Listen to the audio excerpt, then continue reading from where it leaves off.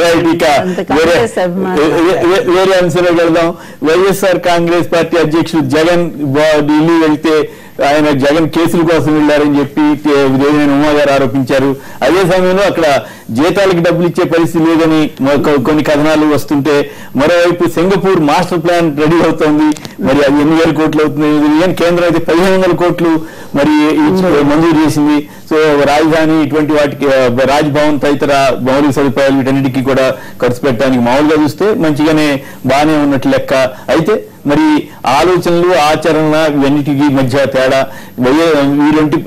ఈ పరిస్థితి మీద ముందుగా కృష్ణారావు గారు మాట్లాడతారు. కృష్ణారావు చెప్పండి, ఈ జగన్ వర్సెస్ ఈ పట్టిసీమనండి లేదా ఇంకోటనండి ఈ జగన్ కేసుల కోసం వెళ్ళారనేది వాళ్ళ ఆరోపణ.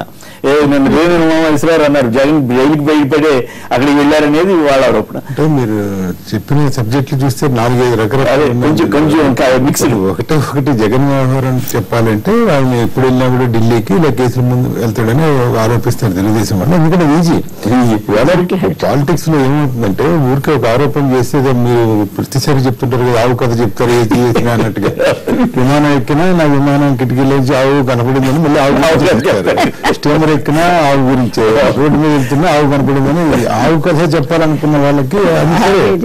బట్ ఇక్కడ ఏమిటంటే ఇష్యూ అయితే it is a serious issue. అందులో ఆయన సల్లాటప్ప ఇష్యూ అయితే తీసుకున్న వ్యక్తి కాదు. అది మన శాసనసభలో చర్చ జరిగింది, అది అందరూ తెలుసు. రాయలసీమకి సంబంధించి నీళ్లు ఇవ్వాలి అంటే శ్రీశైలం నుంచి ఇంతవరకు కూడా ఇవాటికి ఈవెన్ టుడే ఈ క్షణం వరకు కూడా ఎలకేషన్లు ఎక్కడ లేవు.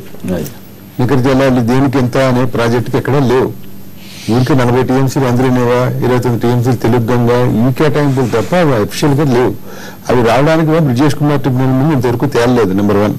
నెంబర్ 2, సుప్రీంకోర్టులో అసలు అదొక ఇష్యూ ఒకటి పెండింగ్ లో ఉంది. ఇది అయిన తర్వాత సెంట్రల్ గవర్నమెంట్ అసలు జగన్ కి అసలు అవగాహన లేదు పొమ్మన్నారు. సరే, ఇప్పుడు వచ్చింది ఇంకోటి ఇంట్రెస్టింగ్ వార్త నిజంగా పోలవరం ప్రాజెక్ట్ లేట్ అయింది జగన్ వల్ల. ఆయన నేను అదే చూశాను. దీనికి ఆయనకి ఆయన చెప్పిందల్లా ఏంటంటే ఆయన పోలవరం పెన్స్టాక్స్ అంటే మన పవర్ ప్లాంట్ ఈయన పుచ్చుకోవాలనుకున్నాడు, కాలేదు అని. ఈయన పుచ్చుకోవాలనుకుంటే అయ్యేది కదా. రాజశేఖర రెడ్డి ఉన్నప్పుడు అది బ్రహ్మాండంగా నడిచింది. అది కాలువలు కానీ ఇంకోటి కానీ ఆయన ముందు అయ్యి ఉండేది. సరే, ఆయన పోయాడు. ఆయన పోయిన తర్వాత వాళ్ళు పెద్ద పట్టించుకోలేదు. కిరణ్ కుమార్ రెడ్డి గారి టైంలో దానికి కాంట్రాక్ట్ ఇచ్చారు రాయగూడ సాంబశివరావు గారు దానికి. అది సరే, అది మొదలు అవ్వాలి. అది ఆయన టైంలోనే ఇంకా అయినట్లే ఏదో మెల్లగా ఏదో నడుస్తున్నట్టుంది. వాళ్ళు ఈలోగా కేంద్రం జాతీయ చేసింది. ఇప్పుడు ఇష్యూ అది కాదండి. ఇక్కడ పోలవరం ఇది టోటల్లీ డిఫరెంట్ ఫ్రమ్ పట్టిసీమ. ఈ రెండు ఒకటికి చేస్తే కావు. పోలవరం అంటేనే దాని పేరే రిజర్వాయర్ ఉంటుంది. రిజర్వాయర్ లో రెగ్యులేటెడ్ గా ఉంటుంది. ఎవరెవరికి ఎంత కావాలో ఇవ్వడానికి, బిగించుకోవడానికి, పట్టుకోవడానికి నీళ్లు అదే అవకాశం ఉంటుంది. పట్టిసీమలో అది ఉండదు. ఉన్న ప్రవాహం నుంచి తీసుకొచ్చి ఎక్కడ వేయాలో కూడా దాని రిజర్వాయర్ లేదు. ఉన్నది కేవలం ప్రకాశం బ్యారేజ్ దగ్గర ఆ 12 అడుగులకి అంటే మాక్సిమం వచ్చే 1.5 టీఎంసీ అక్కడ ఉన్న కెపాసిటీ అందులో పోయాలి. వాళ్ళ అవసరాలు పోగా వాళ్ళ అవసరాలకే ఇస్తూ ఉండాలి. అక్కడ వాళ్ళకి నాగార్జున డ్యామ్ నుంచి ఇచ్చేది తీసుకొచ్చి శ్రీశైలం నుంచి వీళ్ళకి ఇవ్వాలి.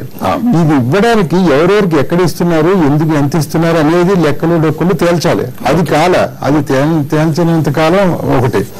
నెంబర్ 2, ఆయన చెప్పేదల్లా ఏంటంటే ఇప్పుడు మీరు మాట మీరు పోలవరం మీరు జాతీయ ప్రాజెక్టుగా డిక్లేర్ చేశారు.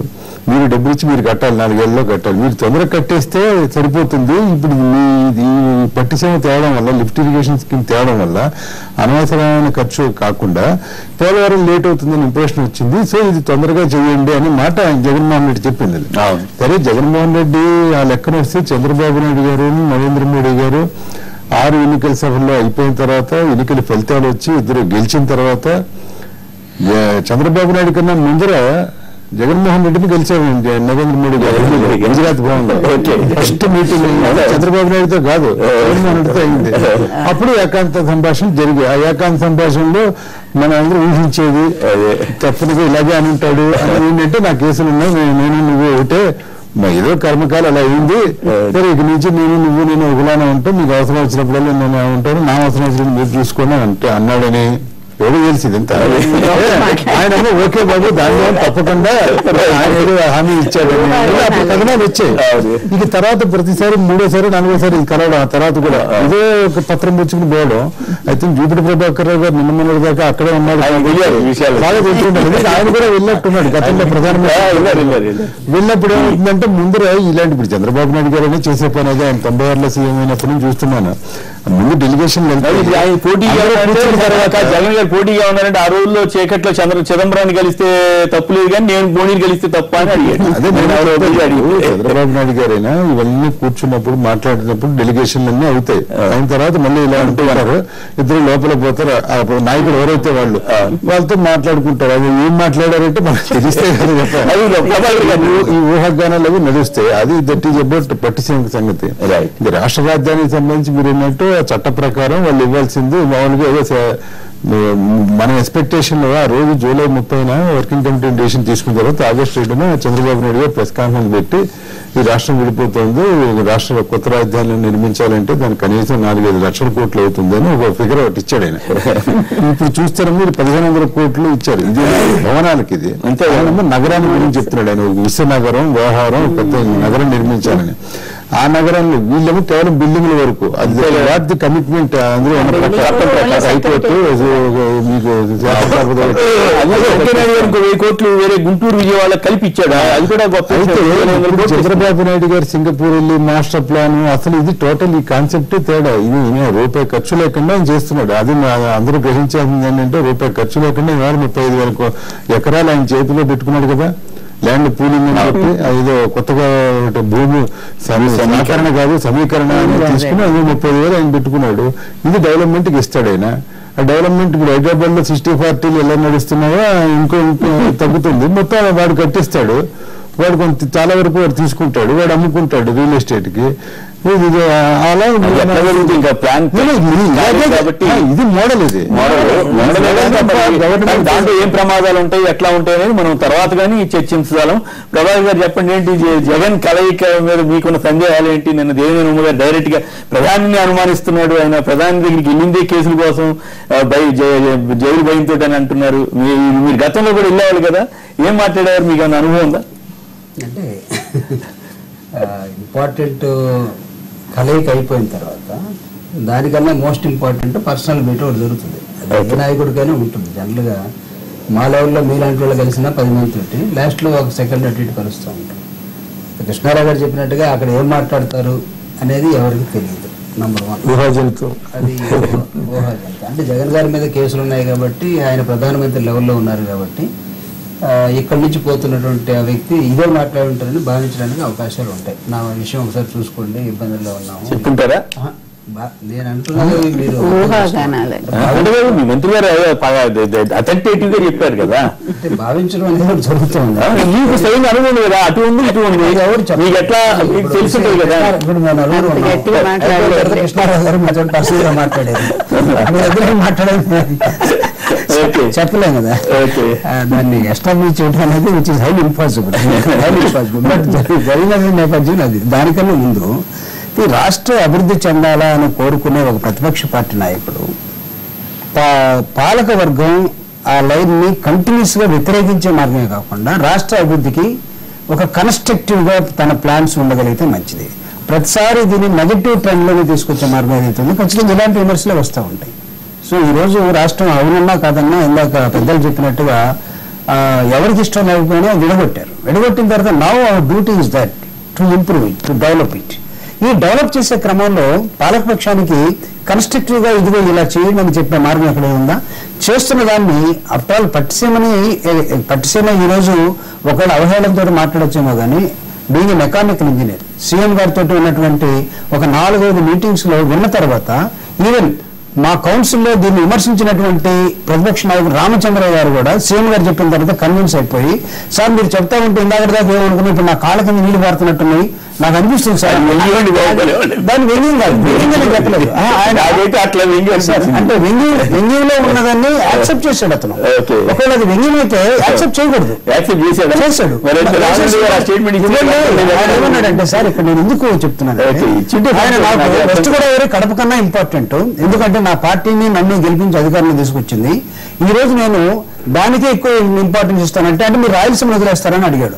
రాయలసీమను వదిలేయడానికి కాదు, 1500 అడుగులు వేరే నీళ్లు రావట్లేదు కాబట్టి there is a Pattiseema to convert, ఇక్కడ నీళ్లు తేవటం కోసం.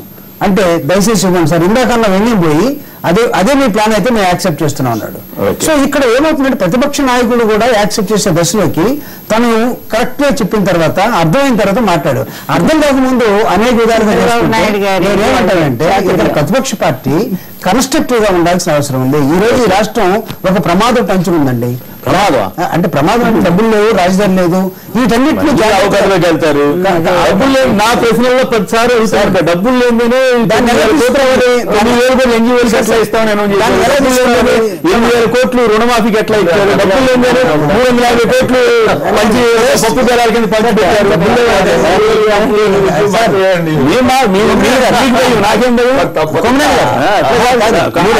నిరభ్యంతరంగా చెప్పచ్చు, నిర్భయంగా చెప్పచ్చు. నేను చెప్పేది పరిస్థితి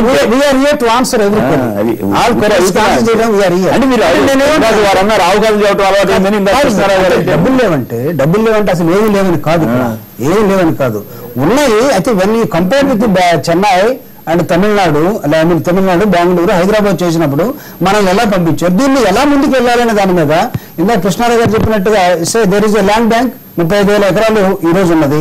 నువ్వు చైనా పోతున్నాడు, జపాన్ పోతున్నాడు, మలేషియా పోయి సింగపూర్ పోతున్నారు. వీటన్నిటిని చేయటం కోసం ఒక కన్స్ట్రక్టివ్ గా వస్తూ ఉన్నారు. విశ్వ నగరంగా లేకపోతే ప్రపంచంలో ఉన్న గొప్ప రాజధానిగా చంద్రబాబు నాయుడు గారు చేయబోతున్న విధానాన్ని మీరు ఆ డ్రీమ్ ఒకసారి ఆలోచించండి.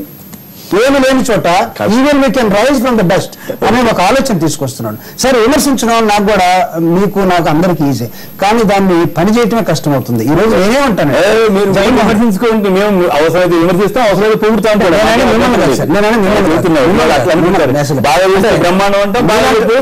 మీరంటే విమర్శించడం వల్ల ఒక తప్పు జరిగితే సరిదిద్దుకోవడానికి అవకాశాలు ఉంటాయి, దాన్ని పాజిటివ్ గా తీసుకుంటాం. అంటే నేనేమంటే ప్రతిపక్ష పార్టీలు నిరంతరం ఆవకతలోనే, ఇందాక మీరు ఆవకత నిరంతరం దానిలోనే ఉండకుండా నిజంగా దీన్ని కన్స్ట్రక్టివ్ గా చెప్పే మార్గాలను ఎంచుకుని రాగలుగుతుంది.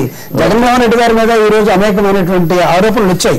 ఈ ఆరోపణలకి పెద్దానికి అటు తీసుకెళ్లే మార్గాలే కనపడుతున్నాయి.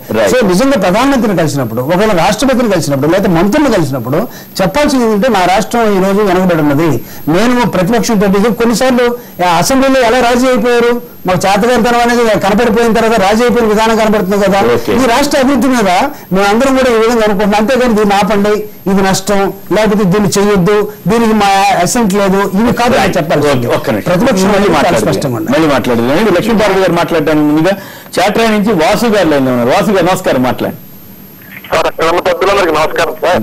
గుడ్ మాట్లాడండి సార్. ఇప్పుడు జగన్ గారు ప్రధానమంత్రిని కలవడం వల్ల ఉమా గారికి వచ్చిన నష్టం ఉంది సార్. అది ఇప్పుడు రాష్ట్రంలో తప్ప ప్రతిపక్ష నేత తర్వాత ఎవరినైనా కలుస్తారు. ఓకే, అంటే చర్చించడానికి ఇప్పుడు వీళ్ళు చెప్పినట్టు ప్రతిపక్షాన్ని వీళ్ళ కంట్రోల్లో ఉంటుంది కండి, వాళ్ళ వ్యక్తిగత స్వేచ్ఛ ఉంటుంది, వాళ్ళ అభిప్రాయాలు వాళ్ళు ప్రధానమంత్రితో పంచుకుంటుంటారు. అంతేనా? కేసుల కోసం ప్రచారం, కేసుల కోసం వెళ్ళినప్పుడు వీళ్ళు అధికారంలో ఉన్నారు కండి. ఇప్పుడు 9 నెలలు అయింది కదా, ఏదైనా కేసులు ఉంటే వీళ్ళు రాహుల్ పెట్టింది కానీ ఇప్పుడే మరంటే అంత భయం ఎందుకండి వీళ్ళకంత భయపడాల్సిన పని ఉందండి. అప్పుడు ఆయన కేసులు ఉన్నప్పుడు లోపల పెట్టిమనండి, పెట్టారు కదా, పెట్టించారు కేసులు ఆయన పెట్టారు. న్యాయ చట్టపరంగా రాజ్యాంగ పరంగా ఆయన బెయిల్ తీసుకుని బయటకు వచ్చారు. మరి పదే దాని గురించి చర్చించాల్సిన అవసరం లేదు కదా. అట్లాగే మాట్లాడుకుంటే ఎట్లుంటారు. నాగరాజు గారు విజయవాడ నుంచి లైన్ లో ఉన్నారు. నాగరాజు గారు నమస్కారం, మాట్లాడండి. సార్ నమస్కారం సార్. మాట్లాడండి సార్. ఇప్పుడు ఒక ప్రతిపక్ష నాయకుడిగా మొన్న పోలవరం ప్రాజెక్టు మీద ఎంత రద్దు జరిగిందో అసెంబ్లీ సాక్షిగా అందరూ చూసిందే సార్.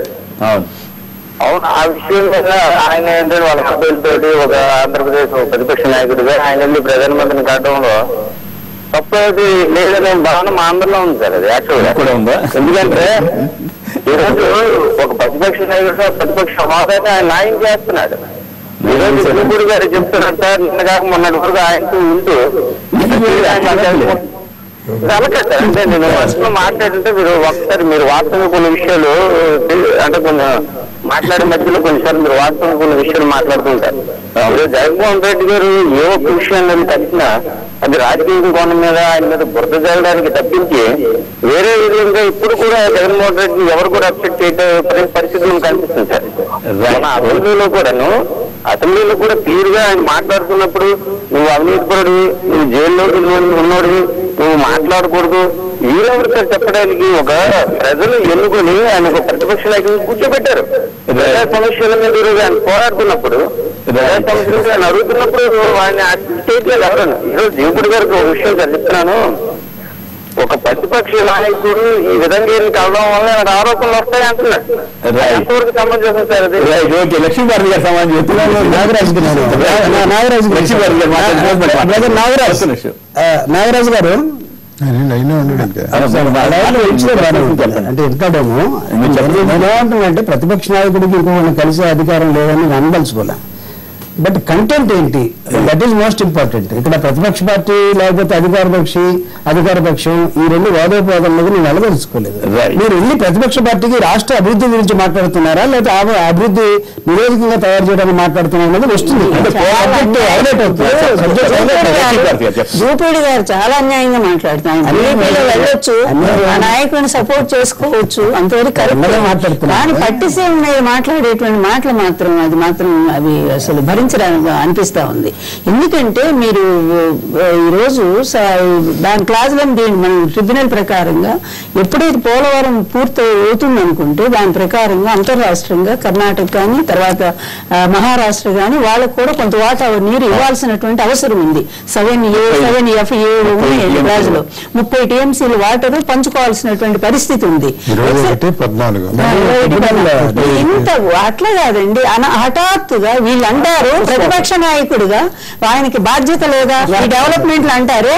ఈ ప్రభుత్వం వచ్చిన తర్వాత అండి ఏ విషయంలోనైనా సరే ఏ పార్టీతోనైనా సరే వాళ్ళు పాల్పంచుకున్నారండి?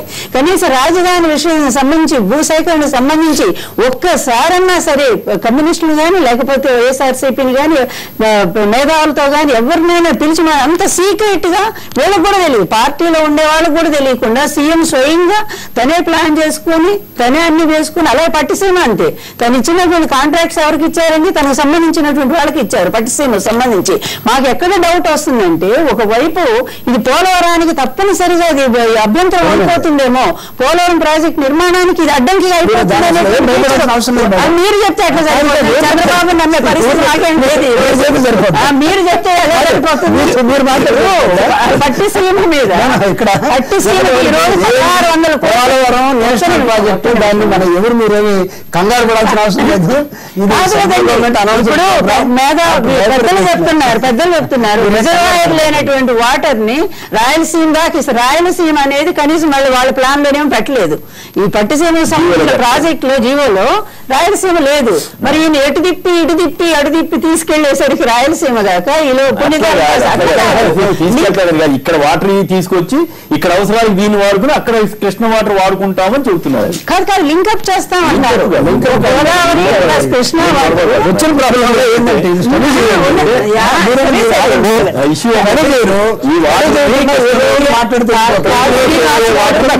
శ్రీనివాస్ గారు మన ముఖ్యమంత్రి స్వయంగా గోదావరి కృష్ణా వాటర్ లింక్ చేసి అనుసంధానం చేస్తాము అని అన్నారు. అనుసంధానం చేసి తీసుకెళ్లి ఇస్తామని అంటున్నారు.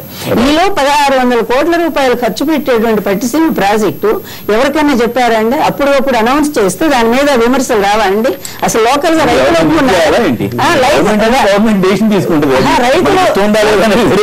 రైతులు ఒప్పుకున్నారు అసలు దానికి సంబంధించి చెప్పండి అసలు అట్లాంటిది ఈ రోజు కాలువ ఇంకా 75% అయిపోయింది, కొంచెం ఉంది. దీనికి ఇప్పుడు దీని పట్టిసీమను తీసుకెళ్లి దానికి లింక్ చేస్తారా కుడి కాలువకి? ఎట్లా అసలు? తర్వాత అది కూడా ఎక్సెస్ వాటర్ అంటే వరద నీటికి సంబంధించినటువంటి వరద నీరు వస్తేనే పట్టిసీమ. ఆ తర్వాత అదేమవుతుంది? ఇన్ని వందల కోట్లు ఖర్చు పెట్టారు, అందరూ అది కూడా అవుతుందని చెప్పలేము. ఇప్పుడున్న పరిస్థితుల్లో నిర్మాణానికి సంబంధించినటువంటి అనేక ఇబ్బందుల్లో ఉన్నటువంటి రాష్ట్రము పోలవరం అనేది మనం ఒక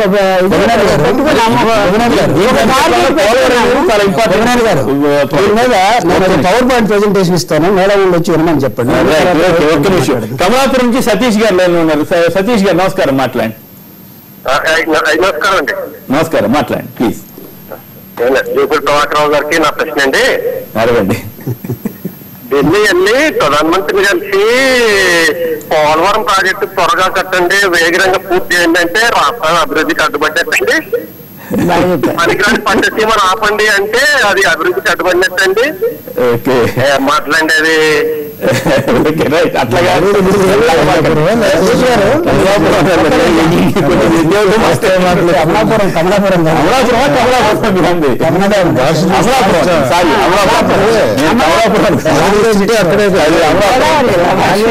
అమలాపురం మీరు కమలాపురం. సతీష్ గారు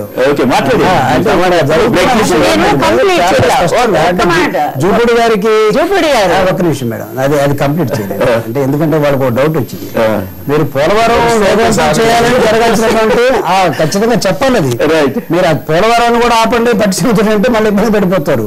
అది మీరు అది చెప్తూనే రెండో దాన్ని కూడా ఏదో చెప్పమని అడుగుతారు. నేను రెండో దాన్ని ఇది నష్టం అంటే రాగిపోతుంది. మీరు దాని ఇంటికేసి చూడాల్సిన అవసరం ఉంది.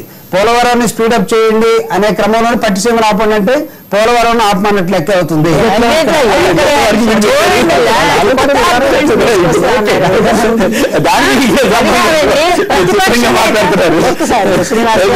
ప్రతిపక్ష నేత ప్రధానమంత్రిని కలిస్తే వెళ్లి రాష్ట్ర సమస్యల మీద, అదేమో ఆయన కేసుల కోసమే అంటారు. మీకు గుర్తుంది సిబిఐ ఎంక్వైరీలో ఒకనాడు Hasan Ali ex chief minister ఆయన సొమ్ముని ఆయనే తీసుకెళ్లి మరి స్విస్ బ్యాంక్ లో పెట్టాను అని అన్నప్పుడు వెంటనే ఈయన సింగపూర్ పోయారు. ఈ దేశ చరిత్రలోనే ఒక ముఖ్యమంత్రి 60 సార్లు విదేశ పర్యటన చేసినటువంటి ముఖ్యమంత్రికి ఏం లేదు, చాలా సచ్చీలుడు ఆయన. ఈయన మాత్రం ప్రతిపక్ష నేత వెళ్తేనే సమాచారం చెప్పండి. అంతే మీరు కూడా పొరవేయటమే కదా సమాచారం వాళ్ళు వేస్తున్నారు. అట్లా కాదు, మా దగ్గర ఉంది, మేము స్పష్టంగా చెప్పండి. నిజంగా ఆయన ఇదిగో అదేనండి, ఎప్పటికప్పుడు ఆయన మేనేజ్ చేసుకునే సత్తా ఆయనకు ఉంది. మేనేజ్ చేసుకునే సత్తా ఉంటుంది. మేము చెప్పింది కాదు కదా, ఆయన అలీ గారే చెప్పారు కదా. చెప్పారా మరి అన్యాయంగా మాట్లాడతారు? ఎక్స్ట్రీమిస్ట్ 100 మంది ఉంటారు. ఇది మరీ నా బాధ్యత అండి. ఎక్స్ట్రీమిస్ట్ అన్నారు కానీ అలానా పేరు చెప్పారా? మీరు సమకాలీన కూడా చూసుకోండి. ఆయన అలీ ఎవరిని కలిశారు ఆ సమయంలో?